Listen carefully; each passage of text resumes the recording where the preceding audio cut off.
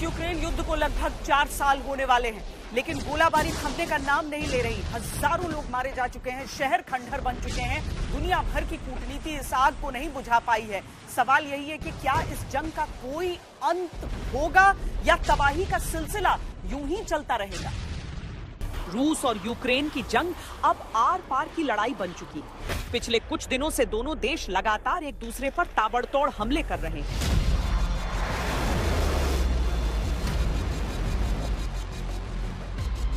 लेकिन बीते गुरुवार की रात जो हुआ उसने पूरी दुनिया को हिलाकर रख दिया।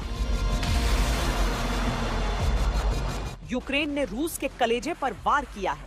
एक साथ 149 ड्रोन से रूस के आसमान को छलनी कर दिया। लेकिन पुतिन की सेना ने भी बारूद की ऐसी बारिश की है कि जापोरिजिया से लेकर खैरसोन तक सिर्फ चीखें सुनाई दे रही हैं। यूक्रेन ने रूस के खिलाफ अब तक का सबसे घातक दांव खेला। 149 फिक्स्ड विंग ड्रोन्स ने एक साथ रूसी सीमा में घुसपैठ की। रूस के रक्षा मंत्रालय का दावा है कि उन्होंने इन ड्रोन्स को मार गिराया, लेकिन तबाही के निशान कुछ और ही कहानी बयान कर रहे हैं। सबसे भयानक हमला सेवास्तोपोल पर हुआ। यहां यूक्रेन ने साधारण ड्रोन नहीं बल्कि जैसे मौत के गोले थे। दरअसल ये ड्रोन्स मेटल बॉल से भरे थे।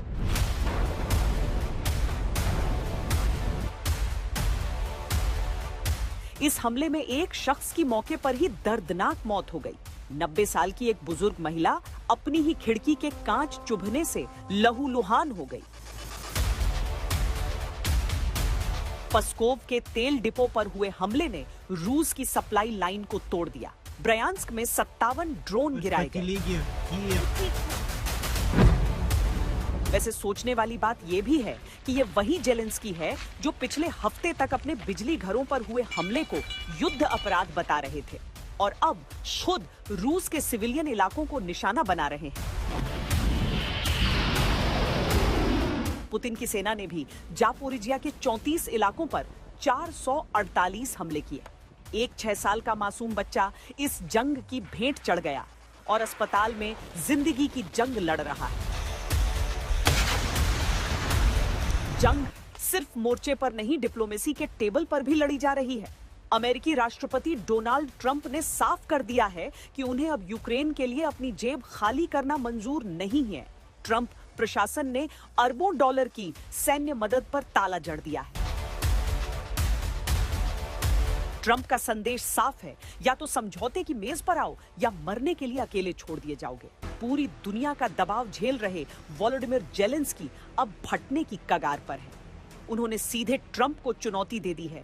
जेलेंस्की ने साफ कहा कि हम झुकने वालों में से नहीं हैं। जेलेंस्की ने चेतावनी दी है कि अगर डोनबास का 1 इंच हिस्सा भी रूस को देने की बात हुई तो यूक्रेन की जनता विद्रोह कर देगी। उन्होंने साफ कर दिया कि वो अपनी धरती, अपना झंडा और अपने नागरिकों का सौदा नहीं करेंगे। ये शांति की कोशिश नहीं बल्कि एक और बड़े धमाके की आहट है। रूस अपने तेल डिपो पर हुए हमले का बदला लेने के लिए हाइपरसोनिक मिसाइलें तैयार कर रहा है, तो दूसरी तरफ जेलेंस्की ने झुकने के बजाय आखिरी दम तक लड़ने का ऐलान कर दिया है। ट्रंप की पीस डील फिलहाल कागजों पर ही दम तोड़ती नजर आ रही है।